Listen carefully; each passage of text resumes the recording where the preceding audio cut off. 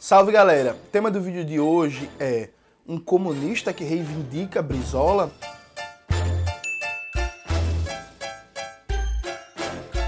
Antes de começar propriamente o tema do vídeo do canal, quero muito agradecer a você que ajuda a manter e melhorar nosso canal a partir do Apoia-se. Seu apoio é fundamental para a gente continuar esse trabalho. Note, nos últimos tempos, eu tenho falado bastante de Brizola por causa da campanha ao governo do estado de Pernambuco pelo PCB. Tem muita gente me questionando, mas como é, Jonas, que você é comunista e está reivindicando Leonel de Moura Brizola?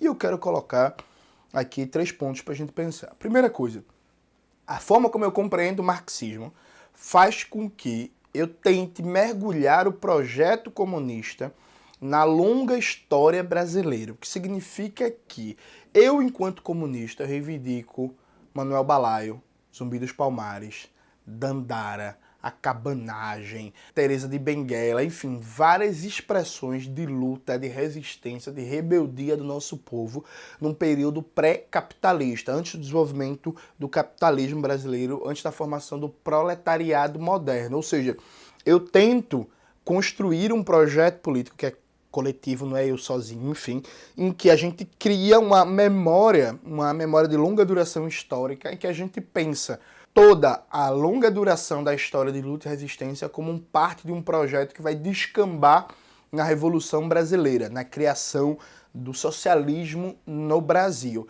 Isso é basicamente o que Gramsci chamava de uma perspectiva nacional popular. É pensar, ler, interpretar toda a história nacional a partir dos interesses das classes populares e procurar o interesse das classes exploradas e oprimidas, inclusive em modo de produção pré-capitalista, criando uma memória e uma cultura que faça um processo de valorização dos heróis e heroínas do povo brasileiro. Então, Maria Quitéria, estamos juntos. Dragão do Mar, é nós. Zumbi, é nós demais, percebe?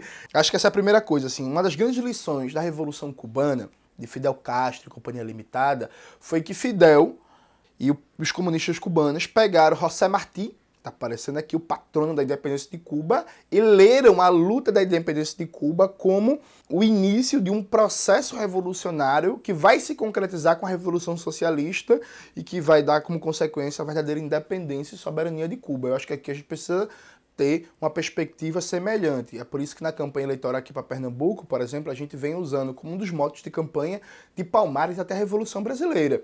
A gente lê o Quilombo dos Palmares, a resistência anti-escravagista e anticolonial do Quilombo dos Palmares como um germe histórico de um processo revolucionário que vai ser concretizado com a Revolução Socialista. É anacronismo? Não, depende como você apresentar. Então acho que essa é a primeira perspectiva. Agora, essa perspectiva nacional popular, de ler a história nacional na perspectiva da classe trabalhadora e de uma memória histórica de resistência, diz respeito a períodos pré-capitalistas.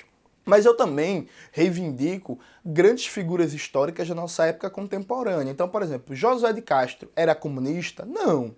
Eu tenho várias discordâncias com a perspectiva estratégica da obra de José de Castro. Mas José de Castro foi um dos grandes nomes da história brasileira da luta contra a fome e da defesa da reforma agrária. Então eu reivindico José de Castro. O que não significa concordar integralmente com a sua obra, percebe? Mas José de Castro, enquanto uma figura fundamental na história da luta contra a fome e pela democratização do uso da terra, José de Castro tem que ser reivindicado por todo comunista. Comunista do Brasil inteiro, mas especialmente de Pernambuco, tá ligado? Assim como Chico Sainz era comunista? Não. Mas Chico Sainz foi um grande nome da cultura brasileira, um grande nome de uma perspectiva nacional popular contemporânea, de criar uma cultura, uma música que representa a realidade objetiva da classe trabalhadora, e eu reivindico Chico Sainz e o movimento Mangue Beat, que não eram comunistas. Então, você precisa ter um processo de compreensão de que as lutas populares específicas têm nomes e significação histórica que não necessariamente são comunistas ou marxistas, mas a gente tem que incorporar. Então, Darcy Ribeiro, por exemplo. Darcy Ribeiro era comunista? Não. Mas eu reivindico Darcy Ribeiro.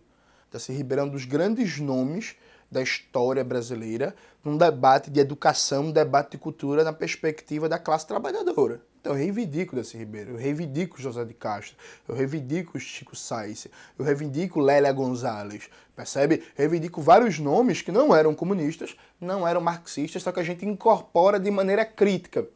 É o que alguns chamariam de uma incorporação dialética, né? A gente incorpora buscando superar os limites dentro de uma perspectiva estratégica de revolução brasileira. O caso de Brizola é um caso muito particular e muito especial. Primeiro, eu ainda vou gravar um vídeo sobre 100 anos de Leonel de Moura Brizola.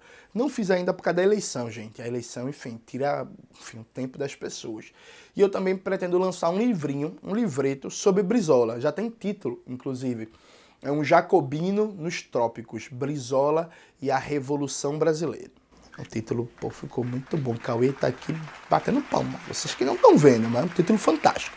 Pois bem, então eu vou desenvolver o raciocínio sobre Brizola em outros momentos, mas eu quero, nesse vídeo, destacar 3 coisas que eu considero fundamentais e você vai ser mais rápido porque eu vou desenvolver melhor em outros momentos. Primeiro, eu defendo que Brizola liderou o momento em que mais próximo a gente chegou de uma revolução brasileira. Bicho, aquela campanha da legalidade, liderada por Brizola, aquilo foi o mais próximo que a gente chegou de uma situação revolucionária no Brasil. De verdade, assim, vocês me perguntarem, Jones, teve algum momento que a gente chegou próximo de uma revolução brasileira, de uma situação revolucionária? Para mim foi a campanha da legalidade. Para quem não está mais ou menos por dentro, só um resumo rápido. O Jânio Quadros é eleito presidente e o Jango lá vice. Nessa época se votava separado presidente e vice. Pô. Aí o Jânio renuncia e aí o Jango estava viajando para a China. Estava lá na China com Mao Zedong e os comunistas lá. E aí a junta militar impede o João Goulart de assumir o governo. E aí anuncia um golpe de Estado, né? Brizola, com o apoio inclusive do PCB, dos comunistas, anuncia a resistência, transforma o Palácio Piratininha, a sede do governo do Rio Grande do Sul, numa espécie de bunker militar, arma o povo, cria a Rádio da Legalidade, falando com o povo por rádio, consegue apoio do Terceiro Exército e, meu amigo, tem episódios fantásticos na campanha da legalidade. Por exemplo, teve um episódio que foi dada uma ordem para a Força Aérea bombardear o Palácio, a sede do governo do Rio Grande do Sul. Brizola convocou o povo para cercar o Palácio para fazer uma espécie de escudo humano. Pouco tempo depois, tinha mais de 200 mil pessoas, pô, cercando o Palácio, tá ligado? Tipo assim, teve outro momento que uma das frotas que iria sair para bombardear o Palácio não conseguiu sair da base da aeronáutica porque os próprios militares de baixa patente se rebelaram e não deixaram, sabotaram, prenderam a galera e não deixou sair para bombardear o Palácio. Meu irmão, Brizola estava pronto para pegar o Terceiro Exército, o povo em armas, e subir marchando pelo Brasil até Brasília para destituir o Congresso golpista, convocar novas eleições e empossar o Jango com base no programa das reformas de base. Aí imagina o povo em armas, destituindo o Congresso e colocando uma presidência com perspectiva de reforma agrária, de lei de remessa de lucros, de mudar radicalmente a educação, a saúde, de industrializar o país e por aí vai. O desdobramento disso, ao meu ver, teria fartas possibilidades de caminhar para uma revolução brasileira.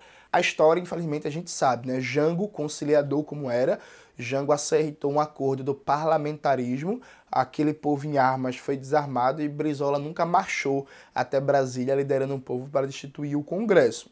Então, assim, isso por si só coloca Brizola num lugar especial. Veja, Brizola era anticomunista, especialmente no começo da carreira dele. Assim, Brizola, a primeira eleição que ele ganhou para governo do Rio Grande do Sul, Brizola não queria apoio do PCB, falava publicamente que não queria apoio do PCB, que não queria conversa com os comunistas, e mesmo assim o PCB apoiou Brizola, entendendo a importância de Brizola ganhar o governo do Rio Grande do Sul.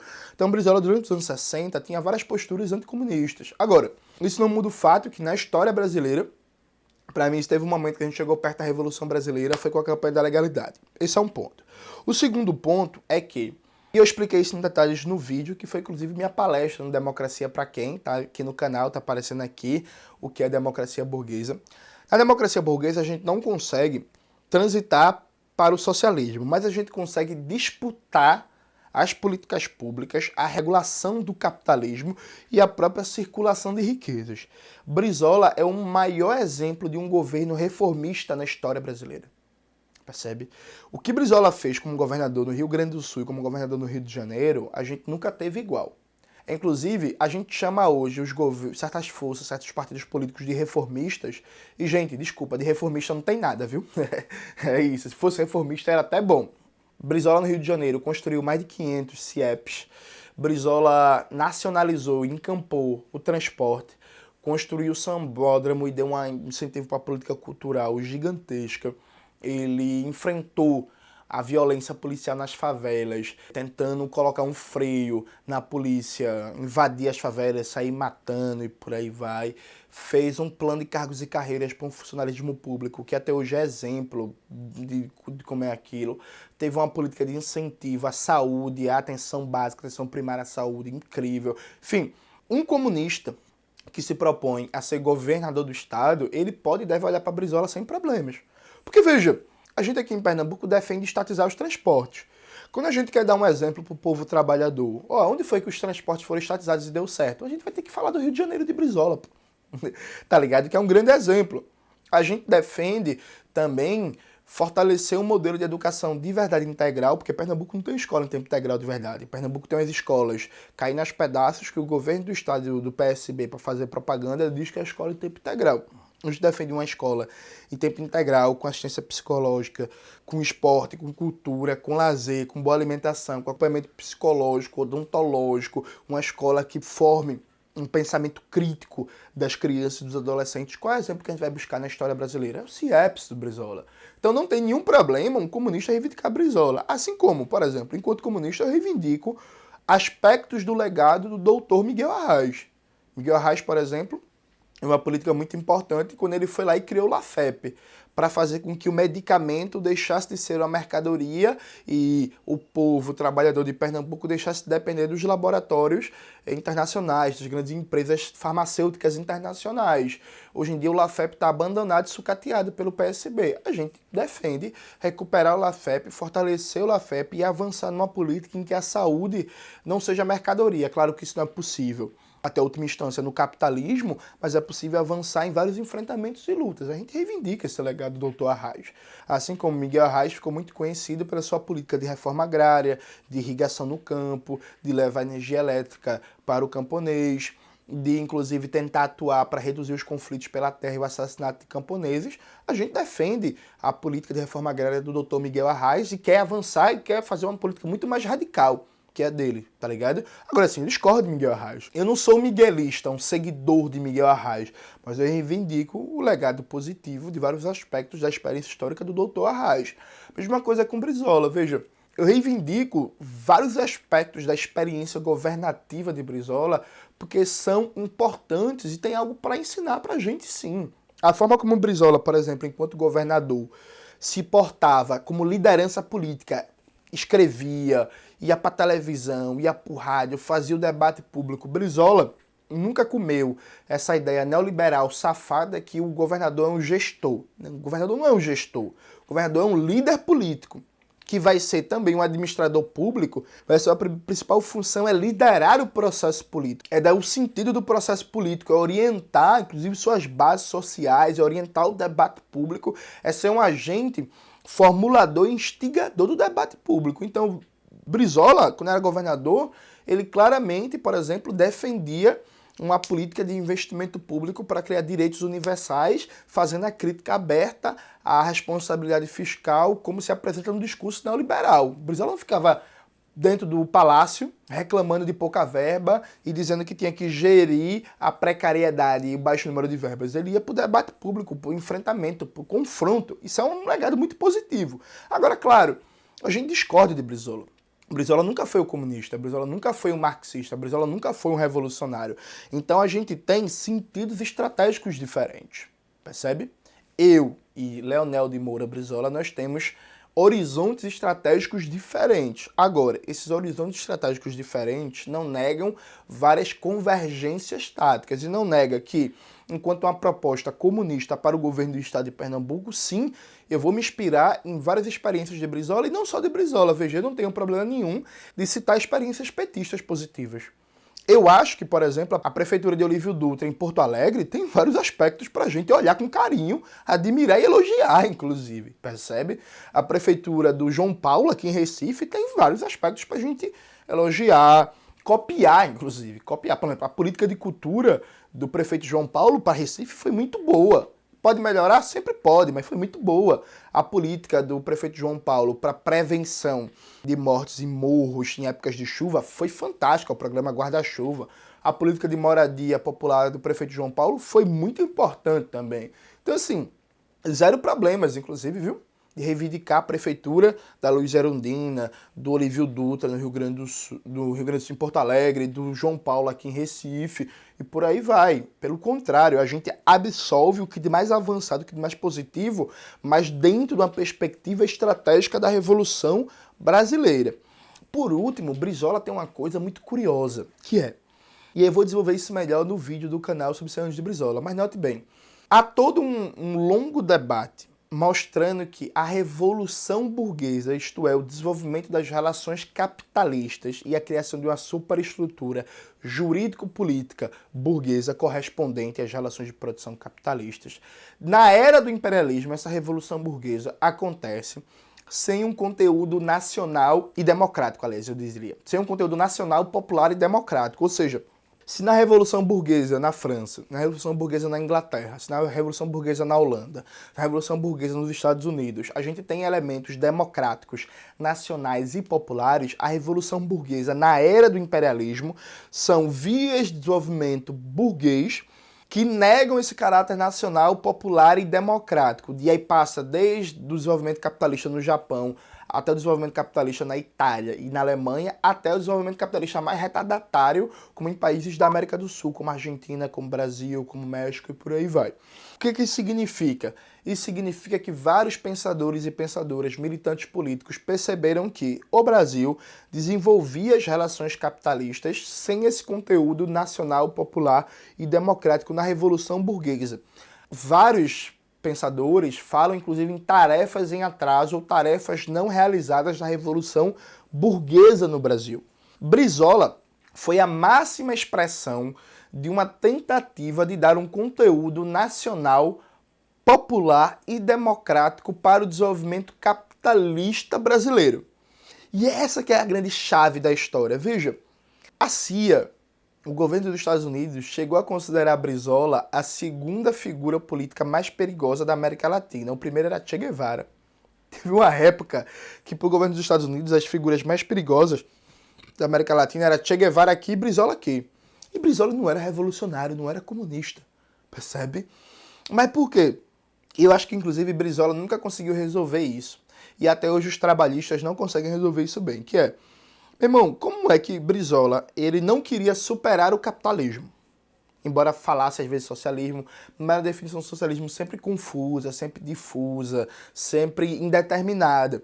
Mas Brizola não queria superar o capitalismo, mas foi um dos homens mais odiados pela burguesia brasileira. Meu irmão, os militares que deram golpe odiavam Brizola.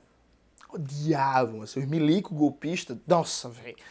Vocês precisam, inclusive, ler, por exemplo, a biografia do Brizola que eu li recentemente, que é essa que está aparecendo aqui, que mostra que existe uma tensão na volta de Brizola para o Brasil, no período de abertura ali do final do golpe. Teve risco, inclusive, de se cancelar a abertura, na época, na saída da ditadura, porque os caras tinham medo de Brizola voltar para o Brasil. A Rede Globo odiava Brizola, a burguesia paulista odiava Brizola, os latifundiários, tipo assim, um cara que não era um revolucionário, não era um comunista, ele conseguiu granjear todo o ódio da burguesia brasileira com um programa que, teoricamente, seria bom para o desenvolvimento capitalista nacional e autônomo. Mas as tarefas democráticas, nacionais e populares não podem ser cumpridas na perspectiva de uma revolução burguesa, já que a afirmação, por exemplo, da soberania nacional de um país da periferia do sistema capitalista passa pelo socialismo, passa pela revolução. Então, por exemplo, Brizola falava muito das perdas internacionais no comércio exterior e como o Brasil estava passando por um processo de desindustrialização e perda de densidade tecnológica. Brizola defendia um projeto de soberania nacional que passava por uma industrialização autônoma e soberana com desenvolvimento de ciência e tecnologia nacional. Ou seja, Brizola queria enfrentar a dependência, só que fazer isso sem romper com o capitalismo. O programa de Brizola fazia sentido, do ponto de vista do debate brizolista sobre as perdas internacionais. Só que Brizola nunca conseguiu apoio de nenhum setor da burguesia industrial para um projeto de industrialização autônoma. Por quê? Esse projeto de industrialização autônoma passava por negar, enfrentar a superexploração da força de trabalho e o domínio dos monopólios estrangeiros na economia brasileira. E a burguesia brasileira é dependente e associada. Então Brizola tinha um programa de industrialização nacional e soberano que a burguesia industrial brasileira nunca apoiou. Percebe a contradição? Então, assim, esse programa brizolista, para ser realizado, ele só se realiza numa Revolução Brasileira, contra a burguesia, e não junto com a burguesia. É isso, inclusive, que até hoje boa parte dos meus amigos ciristas não entenderam. Percebe? Então, assim, quando a gente para estudar a formação social brasileira, a história do desenvolvimento capitalista brasileiro, quando a gente para fazer o debate sobre as características particulares da Revolução Burguesa no Brasil e como essa Revolução Burguesa, esse desenvolvimento do capitalismo foi feito sem um caráter nacional, popular e democrático, desenvolvendo inclusive o que alguns autores, como Florestan Fernandes, chamavam de autocracia burguesa, a gente tem que pensar a Brizola como a máxima expressão política dessa contradição, dessa particularidade da Revolução Burguesa no Brasil. Brizola foi a pessoa que melhor sintetizou a ideia de que, a democracia brasileira é uma democracia restrita, ela pode ser uma democracia de massas. O Brasil tem muita desigualdade de renda e riqueza, a gente pode melhorar essa distribuição de renda.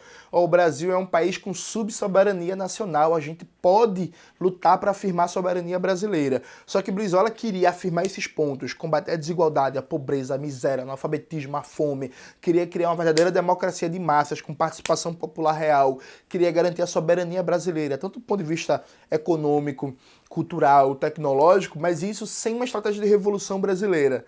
Só que aí a burguesia brasileira bloqueou o caminho. Então é como se Brizola ficasse um cara a meio caminho, que ele percebe o problema, e percebe muito bem, porque Brizola era um político empirista, Brizola não era um intelectual, ele era um cara que percebia muito a parte da vivência, da experiência e tal. Ele percebia o problema, apresentava uma solução parcial, muito correta, inclusive, mas faltava uma perspectiva estratégica de enxergar que na formação social brasileira, aquelas tarefas em atraso da Revolução Burguesa ou tarefas em aberto, nacional, democráticas e populares não seriam realizadas dentro de uma perspectiva de um projeto burguês da democracia burguesa, mas sim num projeto radical, popular e revolucionário de ruptura com a ordem burguesa, com o capitalismo dependente. É por isso, inclusive, que eu, enquanto comunista, eu tenho uma admiração gigantesca por Brizola, assim, eu gosto da figura de Brizola, eu acho que Brizola é uma figura que tinha uma coragem na política brasileira, tinha uma ousadia, uma ironia, uma acidez que faz muita falta, eu acho muito bom o estilo brizolista de fazer a política, mas ao mesmo tempo reivindicar Brizola para mim significa superá-lo, significa dizer assim, o programa brizolista só pode ser realizado na perspectiva estratégica. Nesse sentido, a gente vai devorar o programa de Brizola para criar algo melhor. A gente precisa, sim, afirmar as tarefas nacionais, populares e democráticas na Revolução Brasileira, na luta pelo socialismo, mas essas tarefas só vão ser realizadas com o poder popular. Ou seja, ser brizolista hoje é ser comunista. Porque o programa brizolista só é realizado numa perspectiva comunista. Eu vou desenvolver isso melhor, inclusive fazendo um debate sobre a teoria de Lênin da Revolução Burguesa nesse livro, que eu só vou conseguir lançar no pós-eleição, provavelmente só começo do ano que vem, e no vídeo que eu vou gravar sobre Brizola. Mas eu acho que esse ponto é fundamental.